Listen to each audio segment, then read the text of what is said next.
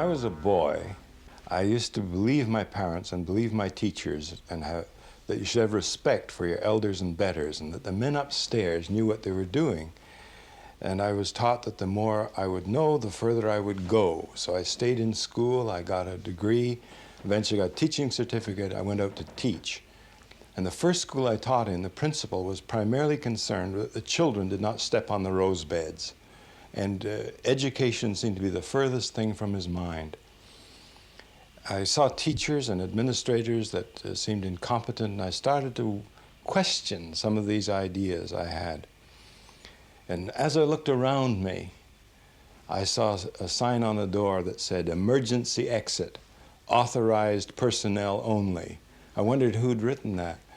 But then later I saw another sign that said, "Emergency exit, not to be used under any circumstances." I went to a library looking for a book, and I noticed that all the books on pregnancy were stored on a shelf down by the floor. Probably the people that needed them most couldn't even see them. And then as I looked around, I saw that very often competent people, the competent individual, was promoted to something he couldn't do. I saw a competent mechanic where I used to take my car.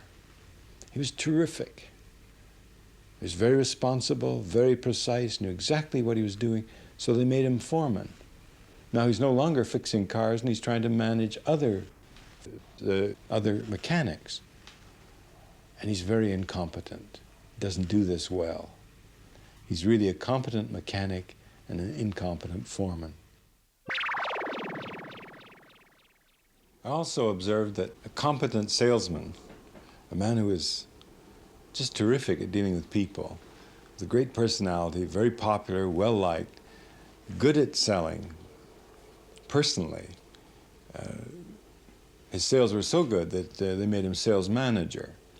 And in this position, he'd found his level of incompetence because he was atrocious at the paperwork, atrocious at designing the territories for his salesmen. In other words, he was not good at dealing through other people or organizing other people. I saw competent engineers getting promoted to supervisory positions. They were great at dealing with things and incompetent at dealing with people. And over again, I saw this phenomenon, and I called it the Peter principle.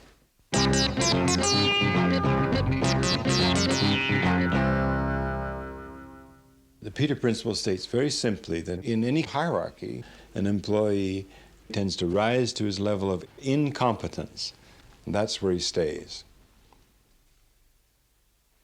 And one of the biggest problems in the United States, the problem that most psychiatrists are dealing with today, is a problem called the identity crisis, where people have lost themselves in the hierarchy. They've done what they've been told. They're following the rules. They're being promoted. And then all of a sudden they find themselves wondering, what am I? Who am I? Where am I? But mainly, who am I? And they're lost in the process of being promoted and trying to conform to what the hierarchy expects. They've lost their own identity. This is a major problem. I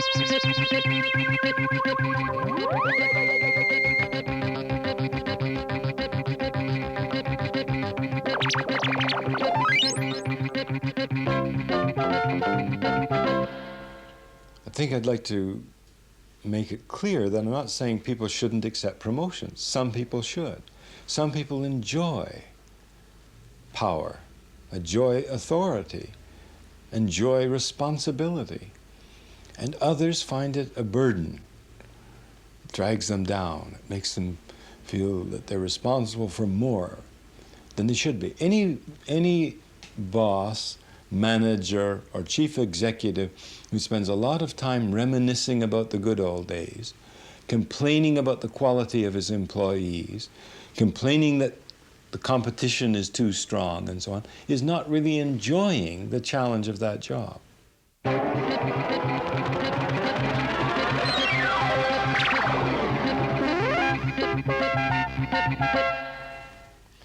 Should we go throughout life being conditioned to keep on accepting that next reward, to keep on running like a squirrel in a cage, to keep on striving for that carrot on the stick? Or should we use our ability to be rational and think about, where am I going? What is the purpose of my life? Is reward through promotion the reward for me? Or are there other rewards through other aspects of living? This is the question. I can't answer for you. I try to answer it for myself. Each individual can use his ability, his rational ability, to analyze his situation. And this is where the Peter principle, written as humor, as satire, to help people laugh at the problem, can actually help people make some of these very important decisions in their own lives.